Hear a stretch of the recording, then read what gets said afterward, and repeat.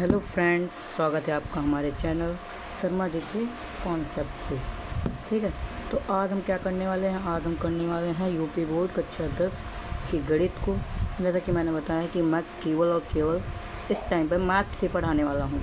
तो इसमें हम क्या पढ़ने वाले हैं? वास्तविक संख्याएँ, जो कि चैप्टर 1 है। इसमें हम क्या पढ़ेंगे? पूर्ण परिचय पढ़ेंगे और अवधारणाएँ पढ़ेंगे। क्या क्या अवधारणाएँ हैं? तो इसमें 3 टॉपिक हैं जो कि हम पढ़ने वाले हैं। पहला है अंकगणित की प्रमेय, फिर एचसीएफ और एलसीएम लासा मासा, और फिर अपरिमेयता सिद्ध करना, यानी कि रूट 2 को सिद्ध करना, रूट 3 को सिद्ध करना, ये सब करेंगे। तो चलते हैं फिर बिना देर करे हुए अपने पहले कॉन्सेप्ट पे। तो ये है संख्या पद्धति का वर्गीकरण। कैसे हम संख्या पद्धति किया, कैसे हम संख्याओं का वर्गीकरण कर सकते हैं, कैसे हम संख्याओं को जान सकते हैं। तो ये होते हैं रियल नंबर्स। इस पे आपको लोगों को ध्यान नहीं देना है, इस पे ध्यान देना है, क्योंकि ये हिंदी में लिखा हुआ है ना। तो इसमें होती हैं आपकी वास्तविक संख्याएं। वास्तविक संख्याएं वे संख्याएं होती हैं जिन्हें एक संख्या रेखा पर प्रदर्शित किया जा सकता है। अब संख्या रेखा क्या होती है भाई? संख्या रेखा क्या होती है? संख्या रेखा ये होती है,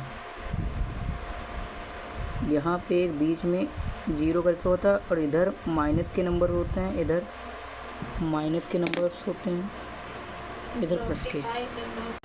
तो अगर हम इनको डिवाइड करें, अगर हम कैसे डिवाइड करेंगे? 4 पार्टों में। प्राकृत संख्याएं, पूर्ण संख्याएं, पूर्णांक और परिमेय और अपरिमेय संख्याएं। ठीक है, अब यहाँ पे आते हैं हम लोग। यहाँ पे जैसे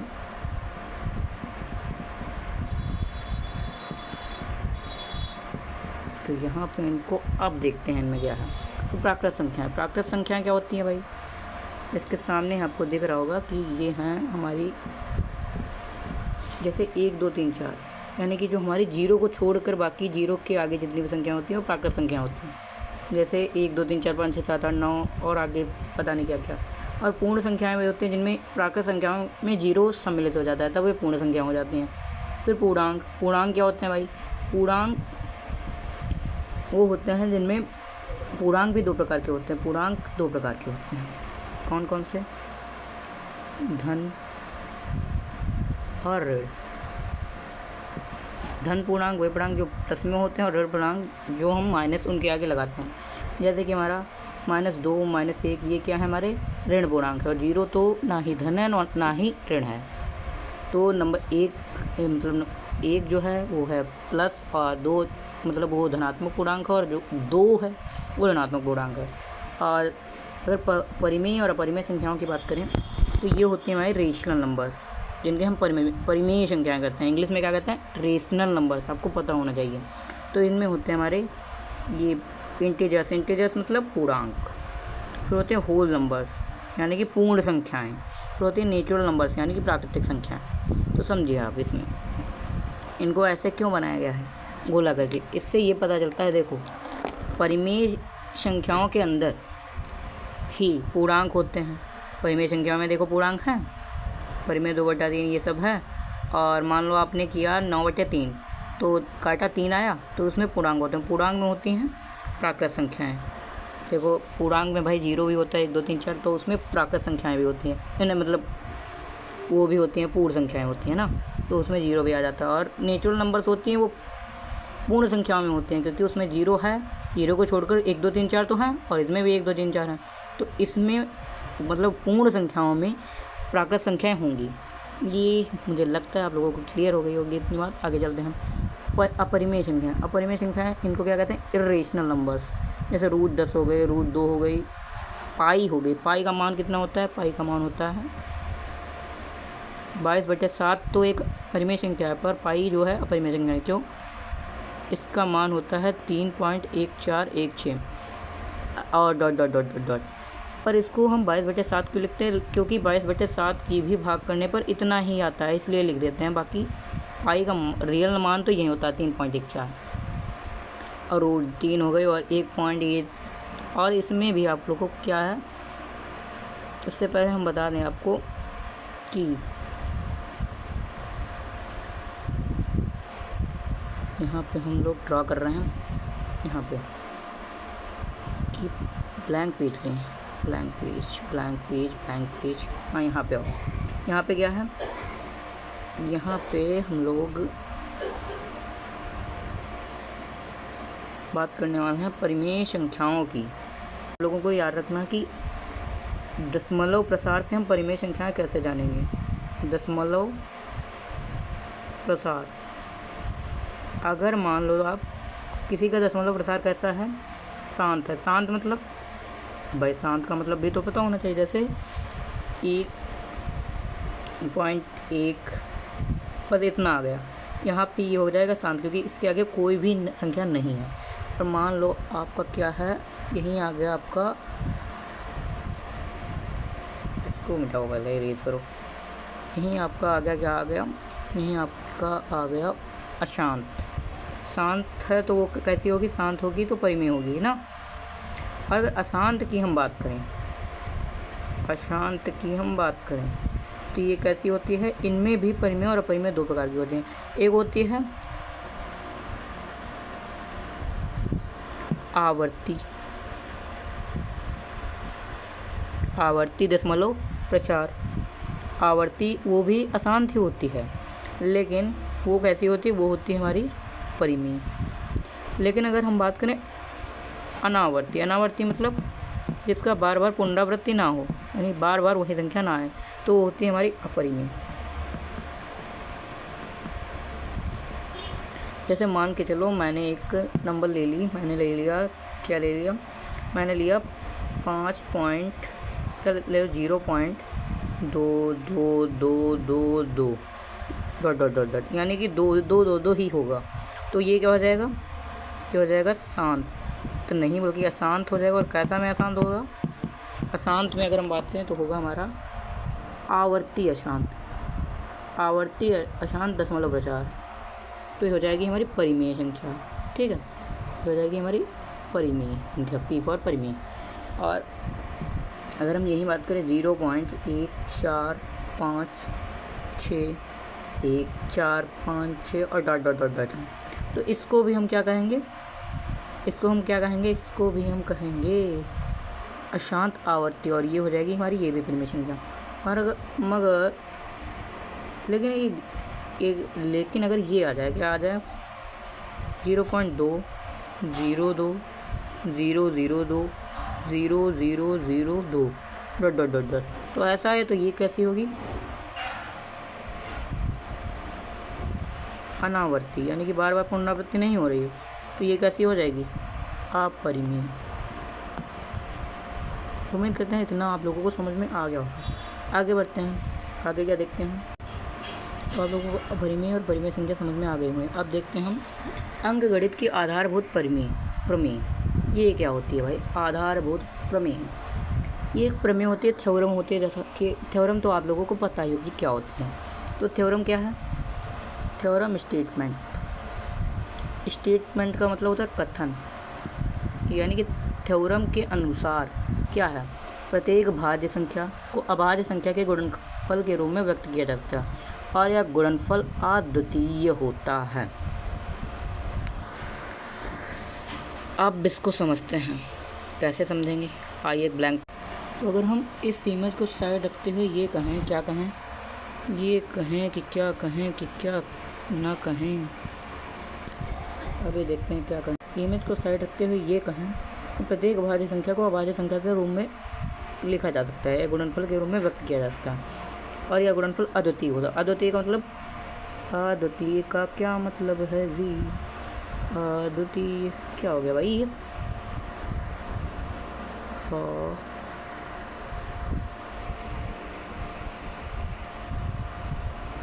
ठीक है। अद्वितीय का क्या मतलब है,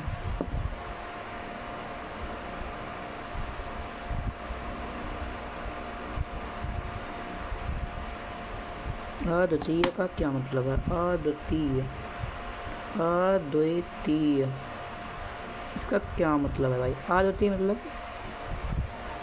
अद्वितीय का मतलब होता है केवल एक, केवल एक मतलब उसके जैसा कोई ना हो,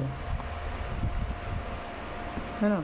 जैसे बोलते हैं तुम तो केवल एक ही हो, मतलब तुम्हारे जैसा कोई है ही नहीं, तुम कैसे हो, अद्वितीय हो, ऐसा होता है ना। और इसको भाज्य, तो यहाँ पे दिया भाज्य संख्या जो होती है बराबर अभाज्य संख्या और गुणे भाज्य संख्या, अभाज्य संख्या। यानी कि अगर हम भाज्य संख्या की जगह पे अगर हम 6 की बात, तो क्या देखा हमने देखा कि भाज्य संख्या जो होती है उसको हम अभाज्य संख्या के रूप में लिख सकते हैं। जैसे 6 को हम लिख सकते हैं 2 गुणे 3, 2 क्या है एक अभाज्य संख्या और 3 क्या है एक अभाज्य संख्या। अभाज्य संख्या क्या होती है? अभाज्य संख्या वे होती हैं जिनका केवल एक ही गुणनफल हो, यानी कि 2 को हम 2 गुणे 1 ही लिख सकते हैं, इसके अलावा हम 2 गुणे 2 या कुछ और नहीं लिख सकते। तो ये होती है अभाज्य संख्या, और जिनको लिखा जा सके जैसे 6 को 2 गुणे 3, तो ये होती है भाज्य संख्या। और किसमें लिखा जा सके? अभाज्य संख्याओं के गुणनफल के रूप में ही लिखा जा सके। भाई हो गया ना, इतना मेरे ख्याल से आप लोगों को समझ में आ रहा होगा। तो आ गया ना इतना समझ में। अब आगे बढ़ते हैं, देखते हैं क्या होता है। ये हो गई हमारी प्रमेय क्लियर। और ये वाला पेज आप लोगों को क्लियर हो गया। यहाँ पे उदाहरण है 120 को 2 क्यूब, 2 का क्यूब मतलब 2 गुणे 2 गुणे 2, यानी कि जितनी बार हम गुणा करेंगे उतनी ही उसकी पावर बढ़ेगी। 2 गुणे 2 की पावर 3 हो गई ना, ऐसे ही होता है। चलो आगे पेज पे क्या है, इसको थोड़ा सा हम सही कर लेते हैं, अपना 10 को हम 12 पे कर लेते हैं ना। हाँ, तो क्या है ये अवधारणा, ये कॉन्सेप्ट आपको हम देने वाला है। इस पर आपको केवल और केवल कॉन्सेप्ट्स का ही खेल होगा। देखते हैं कॉन्सेप्ट क्या है। HCF क्या होता है? मासा पाव ऐसे कहते हैं, मासा, और नॉर्मल भाषा में मासा भी कहते हैं। तो उभयनिष्ठ अभाज्य गुणनखंडों की सबसे छोटी घात का गुणनफल, मासा क्या होता है? अब ये आपको हमको पता है, समझ में नहीं आया होगा। उभयनिष्ठ अभाज्य गुणनखंडों की सबसे छोटी घात का गुणनफल। अब देखो यहाँ पे हमने क्या किया, मान लो यहाँ पे हमने क्या लिया, तो हमने यहाँ पे ये लिया, यहाँ पे दिया है। उदाहरण को हम बाद में देखेंगे, पहले हम अपने आप से आपको एग्जांपल देंगे। क्या उभयनिष्ठ अभाज्य गुणनखंडों की सबसे छोटी घात का गुणनफल। जैसे आप लोग मासा तो निकालते होंगे ना, कैसे निकालते हैं मासा? मान लो आपको मासा निकालना है 5 व 15 का, तो आपने कैसे निकाला? 5 बराबर लिखा 5 गुणे 1, यानी कि 5 की पावर 1 होगी, क्योंकि 5 एक ही बार तो लिखा है। और 15 बराबर आपने लिखा, और कैसे, हाँ इतना ही रखो 15, तो इसको लिख सकते हैं आप 5 गुणे 3, 5 की पावर 1, 5 की पावर 1, 5 की पावर 1 दोनों में कॉमन है, तो क्या होगा 5 की पावर 1 का मान होता है 5, तो हो जाएगा इसका मासा हो जाएगा 5। और इसी प्रकार से अगर हम देखें, क्या देखें, दूसरा एग्जांपल आपने ले लिया 3 व क्या कह सकते हो आप, 3 व 18 का। तो 18 को हम लिख सकते हैं, 1 सेकेंड, 18 को हम लिख सकते हैं 3 व 18, इसका हमें निकालना है मासा कैसे निकालेंगे? 3 बराबर क्या होगा, 3 की पावर 1 गुणे 1, और 18 की बात करें तो 3 गुणे 2 होता है ना, 3 3 9 2 18, 3 की पावर 2 गुणे 2। यहाँ पे देखो आप लोग, यहाँ पे क्या मिल रहा है, यहाँ पे कुछ भी कॉमन नहीं मिल रहा है, क्योंकि इसकी पावर 2 है, इसकी पावर 1 है, तो इसका मासा क्या होगा? अब हम ऐसे लिख सकते हैं 3 की पावर 2 को 3 की पावर 1 गुणे 3 की पावर 1, क्योंकि गुणा में तो घाटें जुड़ती हैं, वही जुड़ के 3 की पावर 2 बना देंगे, तो 3 की पावर 1 कॉमन मिल गया, यानी कि इसका मासा होगा 3। अब समझते हैं लासा क्या होता है भाई। लासा क्या होता है? तो लासा क्या होता है? प्रत्येक अभाज्य गुणनखंड की सबसे बड़ी घात का गुणनफल। मासा तो आप लोगों को समझ में आ गया ना, बोलिए, आ गया ना? तो उसमें कॉमन लिया जाता है, और मासा में क्या है? प्रत्येक अभाज्य गुणनखंड की सबसे बड़ी घात का गुणनफल।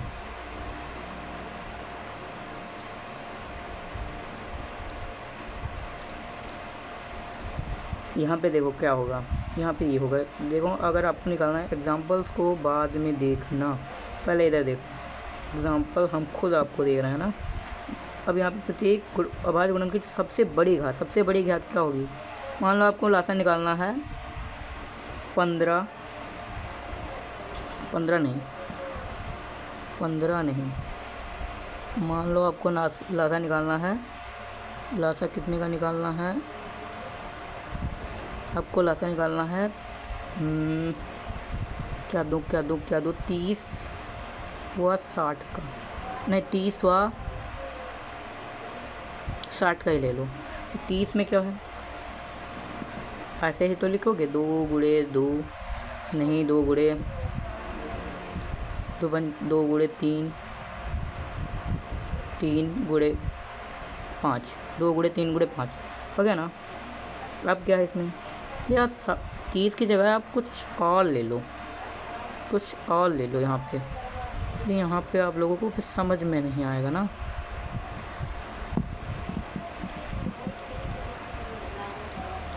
तीस की अगर हम बात करें, 30 की जगह हम ले लेते हैं 80। तो 80 बराबर क्या होगा?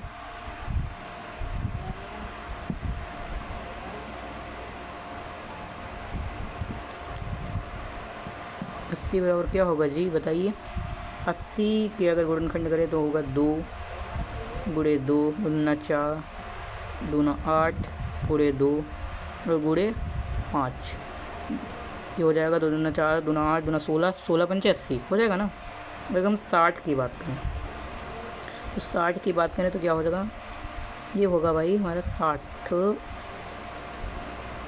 का होगा 2 दूना 4 दूना 4, ठीक है, 3 12 और 5 60 हो गया ना। इसमें देखो क्या कॉमन का मिल रहा है। अब इसमें सबसे बड़ी घात क्या है अभी बताते हैं।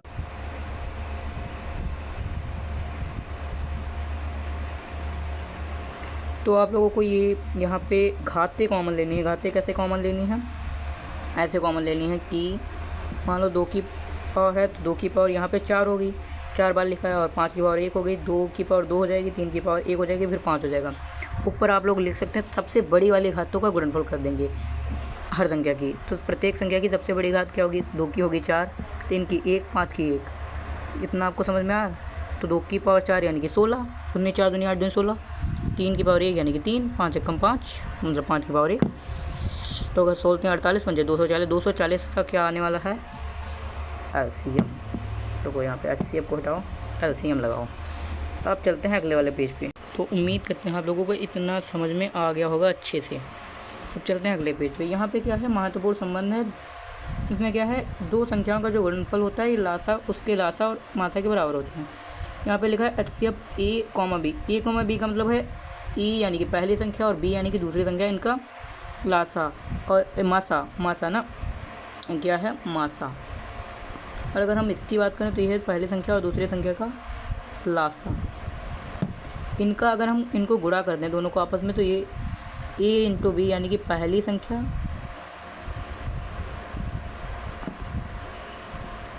और दूसरी संख्या के गुणनफल के बराबर होंगी। यहाँ पर लिख लेते हैं ना संख्या, कि आप लोग तो समझ रहे होंगे ना। तो इतना आप लोगों को संबंध पता चल गया होगा। A × B बराबर HCF A, B और LCM A, B। इससे भी आपके MCQs बन सकते हैं कि दो संख्याओं का गुणनफल बता दिया क्या होगा, किसके बराबर होगा, या लासा मासा का गुणनफल किसके बराबर होगा। इससे अभी क्वेश्चन लगाएंगे तब आपको समझ में आएगा। तो आगे चलते हैं हम अपरिमेय संख्याओं, उनकी उत्पत्ति। इसमें आपको इनको छोड़िए, हम समझाएंगे अभी आपको। तो इसमें पहले तो हमको विरोधक के द्वारा उत्पत्ति, इसका मतलब उपपत्ति, यानी कि हमको विरोध में मानना है। यानी कि अगर सिद्ध करना है हमको 2√2 अपरिमेय है, तो हमको पहले तो मानना ये है कि √2 परिमेय है, तब मान के हम चलेंगे कि ये सिद्ध हो पाएगा। क्योंकि हम सिद्ध नहीं कर पाएंगे क्योंकि ये अपरिमेय है, तो ये परिमेय हम लोग सिद्ध कर नहीं सकते, तो ये अपरिमेय मान ली जाएगी। आगे चलते हैं, इनको अभी हम लोग सिद्ध करने वाले हैं। 1 मिनट का आप लोग वेट करिएगा। उसके पहले एक इनके दशमलव प्रसार देख लेते हैं। ये तो आपको हम बता ही चुके हैं। और यहाँ पे शांत दशमलव वो संख्या होती है जिसे हम 2 की पावर n और 5 की पावर m के रूप में लिख सकते हैं। इसका मतलब होता है जितने भी शांत दशमलव होते हैं उनमें 2 और 5 का गुणनफल जरूर होगा उनके हर में। यानी कि 5 बटे क्या लें हम 20 ले लें, तो इसमें देखो आप लोग, 2 गुणे क्या हो जाएगा, 2 गुणे 5, 2 दूना 4 पंजे 20। तो इसमें देखो 2 गुणे 5 है, 2 की पावर क्या है 1 और 5 की पावर 1 है। तो 5 की पावर 2 की पावर कितनी है, 2 की पावर टोटल है 2, 5 की पावर 1, तो n बराबर 2 है, m बराबर 1 है। तो इसका गुणनफल यानी कि ये है, यानी कि हर में है, यानी कि ये वाला जो होगी ये होगी कैसी 7.4 होगा, और होगा अभी आप लोग डिवाइड करके देख सकते हैं। 20 दूना 40, 20 पंजे 100, 0.25 आएगा बस। चलो आगे चलते हैं। अब यहाँ पे हम लोगों ने क्या कंप्लीट किया अभी तक, आज की क्लास में हम लोगों ने क्या कंप्लीट किया, अभी क्लास नहीं होने वाली है, सब्र करिए थोड़ा। तो यहाँ पे क्या है, अंकगणित की आधारभूत प्रमेय, गुणनफल की अद्वितीयता, ये सब हमने पढ़ा। अद्वितीयता, हाँ, 2 संख्याओं का गुणनफल और उनके लासा मासा में संबंध a × b बराबर h फॉर HCF और L फॉर LCM, ये हमने संबंध पढ़ा। फिर हमने क्या पढ़ा, अपरिमेयता सिद्ध करना, ठीक है ना, सिद्ध करने की विधि पढ़ ली, जो कि हम अभी हमने आपको नहीं पढ़ाई है, अभी हम आपको पढ़ाने वाले हैं। अब आओ ये मेन टॉपिक पे। उससे पहले हम कुछ क्वेश्चंस करने वाले हैं। वो जो टॉपिक रहेगा हमारा अपरिमेयता वाला, इसको हम बाद में मतलब इन क्वेश्चंस के लग जाने के बाद, इसी में दिया होगा एक, देखो ये 2nd नंबर पे दिया है, इसको हम 4th नंबर पे लगाएंगे। पहले हम इन तीनों को लगाएंगे। सबसे पहले हम लेते हैं क्वेश्चन नंबर 1 वाला, इसको आते हैं यहाँ पे करते हैं, इसका स्क्रीनशॉट लिए। और ये जो हमारे प्रश्न है, ये बोर्ड परीक्षा के लिए, अभ्यास के लिए बहुत ही इम्पॉर्टेंट है, बहुत ही। अब पहले देखते हैं हम 156 और 404 का HCF और LCM ज्ञात करना है, इसको अब हम सीखेंगे। लासा मासा निकालना तो आप लोगों को आता ही होगा, तो इसको हम कैसे सीखेंगे। देखो हमको दिया है 156 और क्या है, अगर नहीं भी आता है तो आप लोग इस क्लास में सीख जाएंगे। उससे पहले मैं आपको एक कॉन्सेप्ट देने वाला हूँ कि लासा मासा निकालते ही कैसे हैं, अभी हम बताएंगे। देखो अब देखिए लासा मासा निकालते कैसे हैं। तो लासा मासा एल से निकालते हैं, कैसे निकालते हैं। सबसे पहले हमको क्या करना होता है, मान लो आपको निकालना है, ये क्या हो रहा है भाई, 5 या कह दो आप 35 और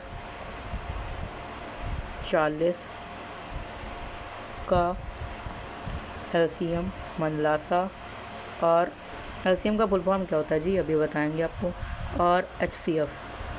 तो LCM माने होता है हाईएस्ट कॉमन फैक्टर, और LCM का मतलब होता है लीस्ट कॉमन मल्टीपल। तो इतना समझ में आया आप लोगों को। अब हम निकालेंगे इनका लासा और मासा। लासा कैसे निकालेंगे, 35 और 40 का। आप लोग ऐसे भी निकाल सकते हो या हम अपनी तरीके से निकालते हैं। अपनी तरीके से कैसे, हम जानते हैं लासा निकालना, वो आप लोग जैसे भी निकालते हो, बॉक्स मैट्रिक्स से सीखो कहते हैं। ऐसे लैंग्वेज के ऐसे बनाना, ऐसे लैंग्वेज के ऐसे लासा निकालना कैसे होता है भाई, ऐसे करके ऐसे वाला, वो हम नहीं करेंगे, हम ऐसे करेंगे। देखो भाई 35 बराबर हम लिख सकते हैं 5 गुणे 7, 40 बराबर लिख सकते हैं 5 गुणे 5 गुणे 25, और नहीं 5 गुणे 2 गुणे 2, 5 गुणे 2 गुणे 2 गुणे 2। तो यहाँ पे हमने क्या देखा है, 5 कॉमन मिल रहा है, ये क्या हो जाएगा हमारा HCF। 5 क्या हो जाएगा HCF। अगर LCM की बात करें हम, तो यहाँ पे घाते गिनेंगे हम, 5 की घात कितनी है 1, तो हमने लिख लिया LCM बराबर 5, ठीक है। 2 की सबसे बड़ी घात क्या है 3, तो हमने लिख लिया 2 की पावर 3, यानी कि 2 दूना 4 दूना 8। फिर हमने लिखा 7 की पावर 1 ही मिल रही, तो 7 लिख लिया। यहाँ पे क्या होगा 5 और 40 सत्ते 280, इसका क्या आएगा लासा आएगा। तो इसी प्रकार हमको इसका भी लासा ज्ञात करना है। कैसे ज्ञात करेंगे, सबसे पहले इसको हम इरेज करते हैं। क्लियर, इतना आप लोगों को क्लियर हो गया होगा ना, इसलिए हमने क्लियर कर दिया।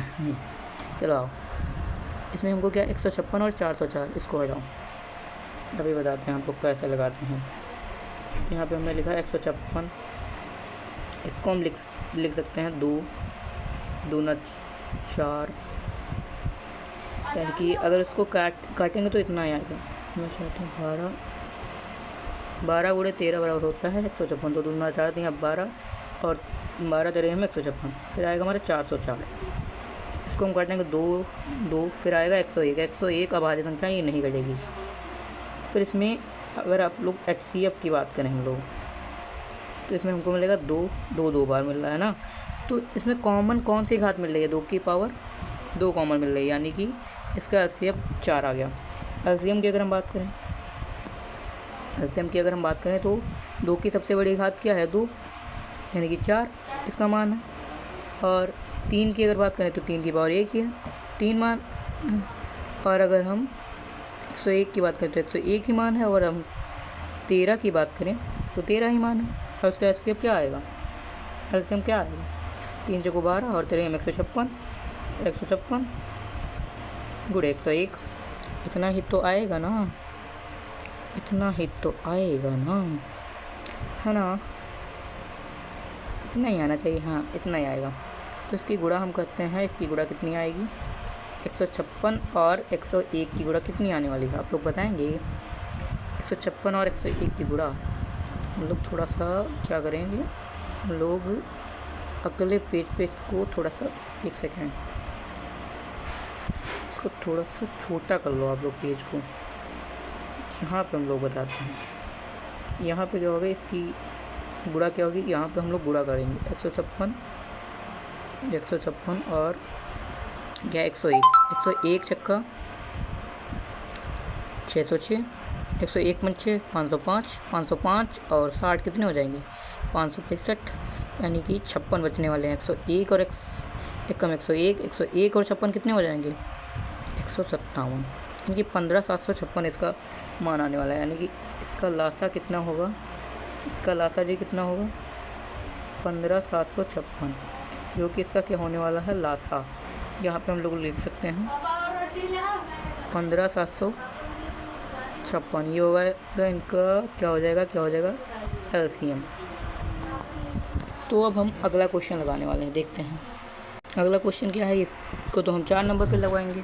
तो अगला क्वेश्चन हमारा है, दिखाइए कि 17/8 दशमलव प्रसार शांत है या नहीं। दिखाइए या यहाँ पे कहने का मतलब है बताइए, फिर ज्ञात कीजिए, ऐसा कह सकते हो कि दशमलव प्रसार है शांत या नहीं। हम अब देखते हैं। तो ये हमारा क्वेश्चन नंबर 2। तो इसमें क्या होगा, कितना है 17/8 देखते हैं भाई, काटते हैं इसको। मेरे हिसाब से शांत आएगा। इसको काटोगे, कैसे काटोगे, बीच में 17 को लिखोगे, क्योंकि ऊपर वाला बीच में लिखा जाता है अंश, इसे क्या कहेंगे अंश। देखो मैं बहुत ही डीप में पढ़ा रहा हूँ, छोड़ने नहीं वाला हूँ कोई भी बात। देख तो इसको लिखेंगे 8, तो इसको 2 बार काट देंगे, कितना आएगा 8 दूनी 16, 1 बचा। फिर यहाँ पे लगाएंगे हम पॉइंट लगा देंगे, यहाँ पे 0 बढ़ा, यहाँ पे 8 कम 8 बचेंगे 2, फिर यहाँ फिर 20 हो जाएगा, फिर यहाँ पे 2 9 16 लगाएंगे, फिर यहाँ पे 4 बचेगा, फिर यहाँ पे 40 हो जाएगा, फिर 8 5 40 पूरा कट जाएगा। तो इसको हम लोग करते हैं, क्या करते हैं, इरेज करते हैं, फिर से लिखते हैं। तो इसका मान कितना आने वाला है, आप लोगों ने याद कर पाया इतनी देर में। क्या होगा 17/8 का मान, जो होगा हमारा कितना होगा 2.125, यानी कि ये कैसा है शांत है। और इस प्रकार का क्वेश्चन आप लोगों का MCQ में पक्का बनेगा। 1 नंबर आपका मैंने पक्का करा दिया, और उससे भी 1 से 2 नंबर मैंने पक्का करा दिया। आगे देखते हैं। ये भाई आपका क्वेश्चन आता है 4 मार्क्स का, 4 मार्क्स का नहीं, 2 मार्क्स का या 3 मार्क्स का, ऐसे ही आता है। तो ये कैसे आएगा, ये भाई आने वाला है आप लोगों का 3 to 4 मार्क्स का भी आ सकता है, क्योंकि यूपी बोर्ड एग्ज़ाम में कोई आप लोग कह नहीं सकते कि क्या आ जाए। तो आगे देखते हैं क्या है। इसमें कह रहा है सिद्ध कीजिए कि 3 + 2 रूट 5 एक परिमेय संख्या। अब चलते हैं वही वाले कॉन्सेप्ट पे। यहाँ पे मानना है, तय करना है, इसको हम अभी बताने वाले हैं। हाँ चलो अब आते हैं। क्या है हमारा, सिद्ध कीजिए कि 3rd नंबर क्वेश्चन हमारा, सिद्ध कीजिए कि 3 + 2 रूट 5 एक परिमेय संख्या है या नहीं। अब हम आपको बताने वाला है कॉन्सेप्ट घूर के पिलाने वाला है, तो पेंसिल का यहाँ पे उपयोग करेंगे जो कि ठीक चल रही है। यहाँ पे क्या है, यहाँ पे है क्वेश्चन नंबर 3। फिर आ गया मार्कर बेतू, पेंसिल आ तो। अब यहाँ पे क्वेश्चन नंबर 3 में क्या पढ़ेंगे जी, यहाँ पे कह रहा है 3 + 2√5 सिद्ध करना है अपरिमेय। इसके लिए भाई हमको थोड़ा सा टाइम लगेगा, लेकिन आप लोगों को बिल्कुल समझ में आ जाएगा। देखो, इसके लिए पहले तो आपको ये पढ़ना पड़ेगा कि √2 एक अपरिमेय संख्या है। इससे पहले हमको ये सिद्ध करना है √2 एक अपरिमेय संख्या है या नहीं। क्या कह सकते हो, √5 को हम यहाँ पे सिद्ध करने वाले हैं। कैसे सिद्ध करेंगे, सबसे पहले माना लिखेंगे, माना √5 एक परिमेय संख्या है, क्योंकि हमने बताया था हमको विरोध में मानना है। संख्या हैंड राइटिंग ख़राब है लेकिन कॉन्सेप्ट नहीं ख़राब है, ठीक है। तो हमको अच्छी तरह से पता है कि परिमेय संख्या को हम लोग लिख सकते हैं P/Q के रूप में। P, रुको मार्कर ही ले लेना, मार्कर सही चल रहा है। P/Q के रूप में इसको हम लिख सकते हैं। यहाँ पे इसको सेट करेंगे, यहाँ तो P/Q के रूप में इसको लिख सकते हैं हम ना। तो हम लिखेंगे, क्या लिखेंगे, √5 = P/Q। अब यहाँ पे हमको ब्रैकेट में लिखना होता है कि जहाँ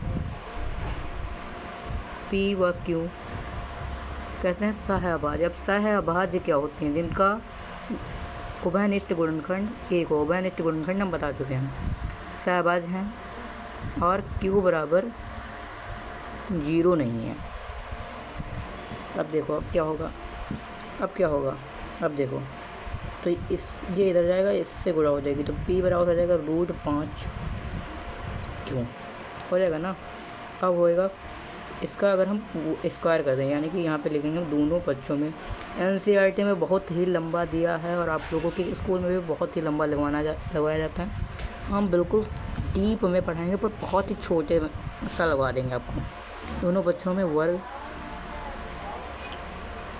करने पर, वही दोनों पक्षों में वर्ग यानी कि स्क्वायर करेंगे तो हो जाएगा P का स्क्वायर, और यहाँ पे √5 का स्क्वायर 5 होगा, 5Q स्क्वायर होगा, हो जाएगा ना। हो गया। अब क्या होगा, इतना आप लोगों को समझ में आ गया। अब यहाँ पे क्या है, P²। अगर हम यहाँ से इसको Q को बटे में लाएँ, नहीं, अगर हम आपको 5 इसके बटे में लाएँ, क्या करें, 5 इसके बटे में लाएँ कि 5 को उसके बटे में ले जाएँ, नहीं 5 को ही बटे में लाते हैं, तो P² / 5 = Q² होगा। और समीकरण नंबर 1 ये वाली बनेगी, ना कि वो वाली। इसको हमने आप लोगों को समझाने के लिए बताया है। अंडो का ऑप्शन नहीं है, अंडो। हाँ, तो यहाँ पे हमने समझाने के लिए आपको बताया है P²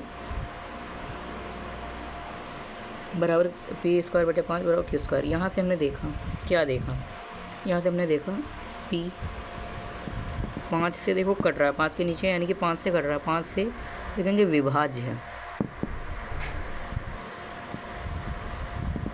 P क्या है, 5 से विभाज्य है, ठीक है।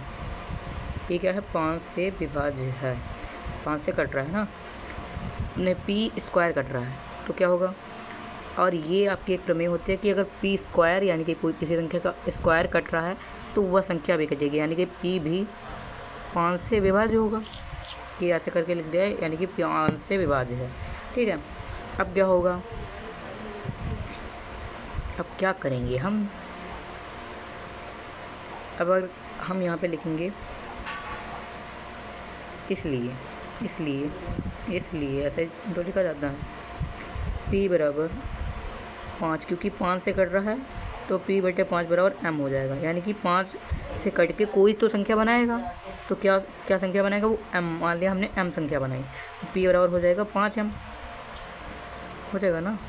P बराबर 5M हुआ। अब यहाँ भी हमने क्या किया, वर्ग किया, वर्ग किया कितना आएगा, पी स्क्वायर बराबर 5m², 25m² आ जाएगा ना।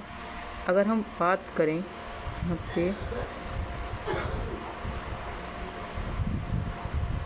पी स्क्वायर बराबर 25m² हो जाएगा ना।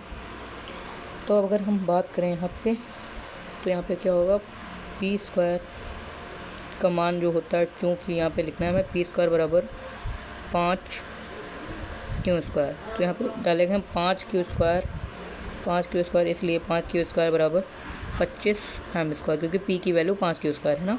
तो 25 q² बराबर आएगा 5m²।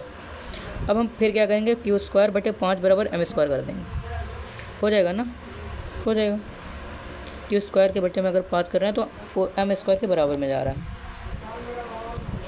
ऐसा करने पर फिर हम यहाँ पे लिख सकते हैं, क्या लिख सकते हैं कि q²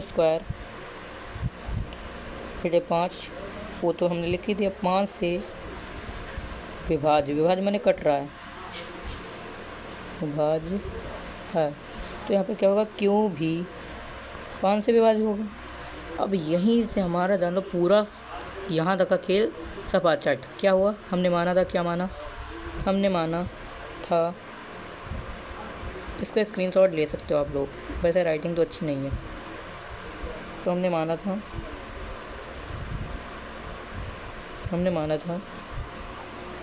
कि P व Q सहभाज्य हैं, P व Q। यहाँ पर हम थोड़ा सा बड़ा कर लेना, ड्रा करने आएंगे, ब्रशेस में आएंगे, इसकी 20 रखेंगे, फिर बाद में छोटा कर लेंगे। P व Q सहभाज्य हैं, पर सहभाज्य संख्या में वो होते हैं जिनका एक के सिवा कोई गुणनखंड नहीं, बल्कि यहाँ पे हमने देखा कि P बटे 5 हो सकता है और Q बटे 5 भी हो सकता है, यानी कि Q भी 5 से कर रहा है और P भी 5 से कर रहा है। यानी कि हमने क्या देखा, हमने देखा क्या देखा, हमने यहाँ पे अच्छे से देखा कि हमारे द्वारा माना गया कथन गलत है। हम यहाँ पे अब लिखेंगे अतः, तो उससे पहले आप ये भी लिख सकते हो कि P व Q सहभाज्य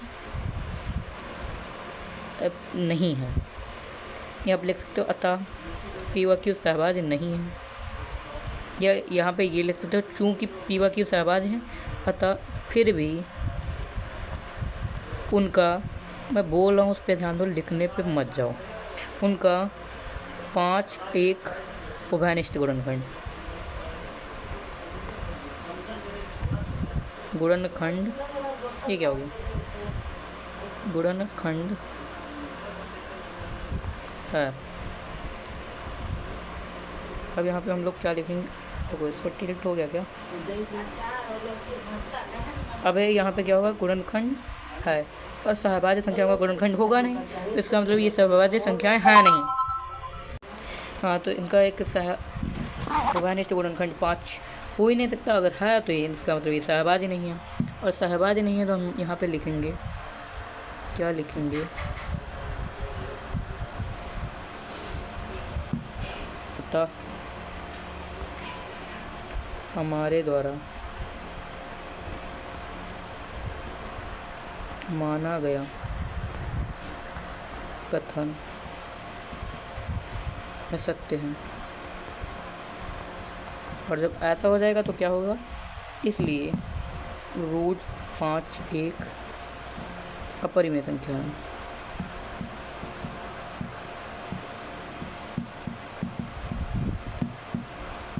हो गया ना। अब आओ ये मेन कॉन्सेप्ट पे, अब इसको हम बड़ा कर देंगे, कितना बड़ा कर देंगे, बहुत बड़ा कर देंगे। अब यहाँ पे हमने देखा ना, तो हम क्या करेंगे, यहाँ पे आप लोगों को अब बताएंगे हम।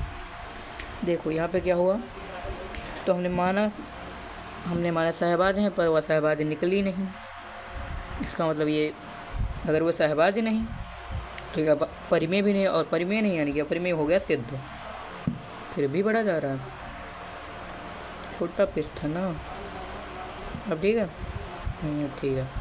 तो अब क्या होगा, तो इनमें हमने माना कि सहभाज्य है और वो सहबाज निकली नहीं, तो इसलिए क्या हो जाएगा, वो एक अपरिमेय संख्या हो जाएगी।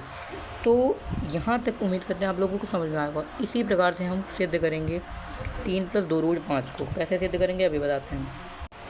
अब हमको सिद्ध करना है क्वेश्चन नंबर, हमने कहा था कि हम उसको लास्ट में लगाएंगे। हाँ, तो आप लोगों को ये वाला टॉपिक बता दिया। अब हम इसी को लगाएंगे 3rd नंबर पे, कि वो वाला टॉपिक बड़ा ही आसान हो सकता है मैं होमवर्क भी दे दूँ उसको। तो यहाँ पे क्या है, 3 + 2 रूट 5, इसको सिद्ध करना बहुत ही आसान, क्योंकि हमने रूट 5 को सिद्ध कर लिया। अब हम यहाँ पे लिखेंगे, अगर अब हम इसको सिंपल में मैं बता दे रहा हूँ, आप लोग लगा लेना।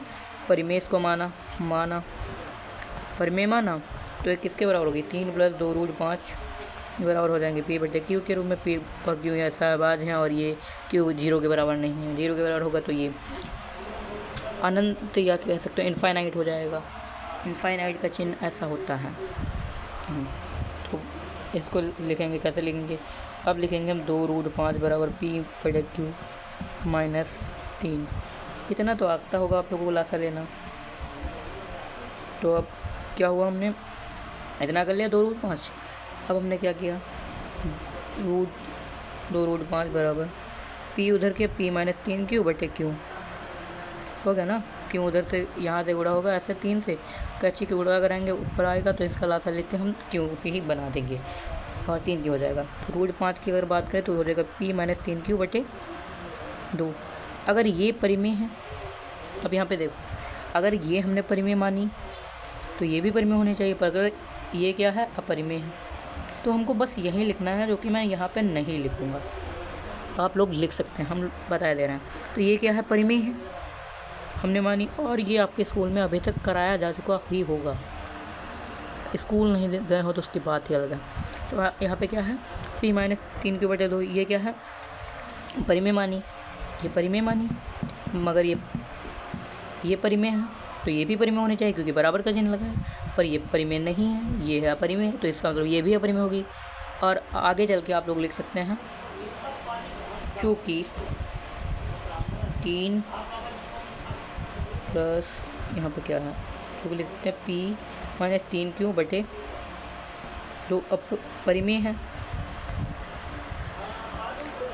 जो कि 5 के बराबर है, इसलिए 5 रूट 5 भी परिमेय होगी। चलो मैं लिख ही दूँ, परिमेय है, परिमेय होगी। और अगर रूट 5 परिमेय होगी तो आप लोग देखिए, अगर रूट 5 परिमेय है ना, परंतु हम सिद्ध कर चुके हैं,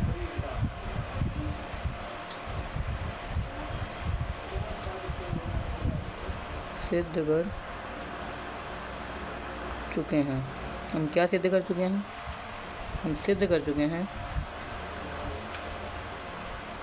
कि रूट 5 अपरिमेय है। राइटिंग पे ध्यान मत दीजिए आप लोग, केवल कॉन्सेप्ट पे ध्यान दीजिए।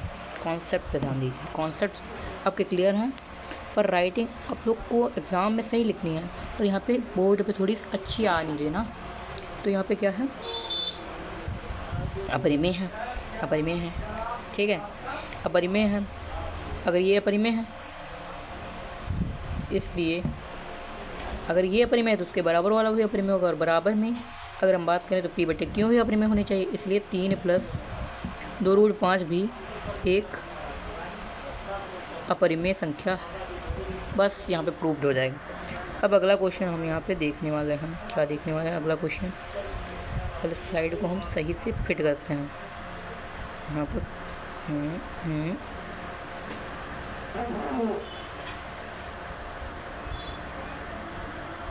हो गया ना।